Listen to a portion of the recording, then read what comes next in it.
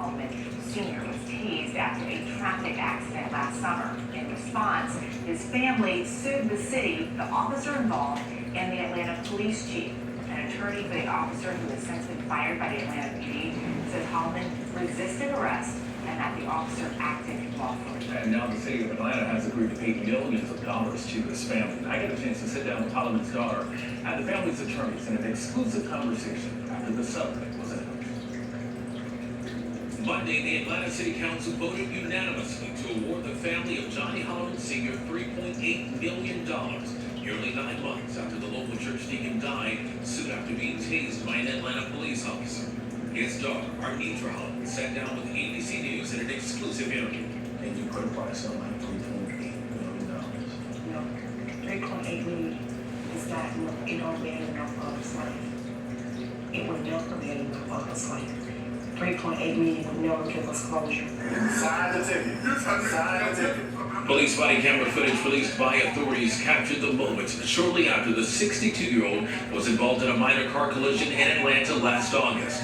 The church deacon was on his way home from Bible study, according to his family, not knowing it would be the final minutes of his life. Somebody ran through my truck right here. Hollman would call both 911 and his oldest daughter, Arnitra, for help. Then Atlanta officer Karen Kimbrough demanded Hollman sign the citation after telling the 62-year-old he was at fault in the traffic collision. After Hollman denied being at fault and refused to sign the ticket, a struggle ensued as the officer attempts to take Hollman into custody, during which Hollman finally agreed to sign the ticket.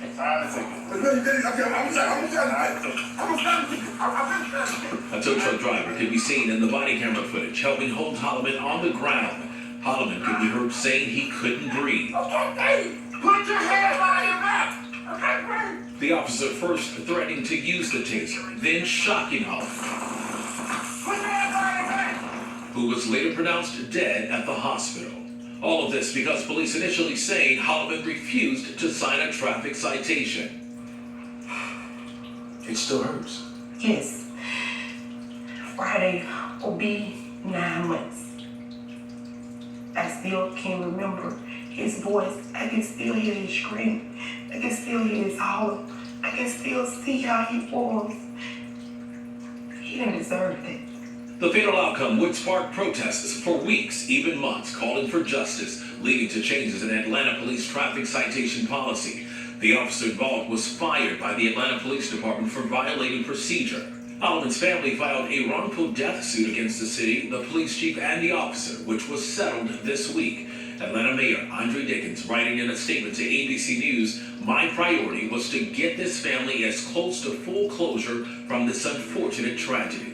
The Hollmans also filed a separate lawsuit against the tow truck driver, which is still ongoing. No criminal charges have been filed against the officer or the tow truck driver. Requests for comment from the officers and tow truck drivers' attorneys were not immediately returned. Attorneys Mawuli and Harold Spence have been working with the Hollman family to demand justice. What does it say that this multi-million-dollar settlement was a unanimous decision by the city council here in Atlanta? Clear acknowledgement that they understood that there was a wrong that needed to be righted. And now since Deacon Hollman's death, things have changed. You no longer have to sign a ticket. That's correct. So here in Atlanta, as a policy, the police no longer arrest folks for refusing to sign a ticket. Your goal now is to see this former police officer behind bars. And the tow truck driver. What do you want to see? What I don't want to see is this happening to anybody else. I don't want this to happen to another family. So that these changes that are made now or that are put in place now because of his death and because of this case, I want policing policies to change. Traffic violation should cause a death sentence. He could never say sure. I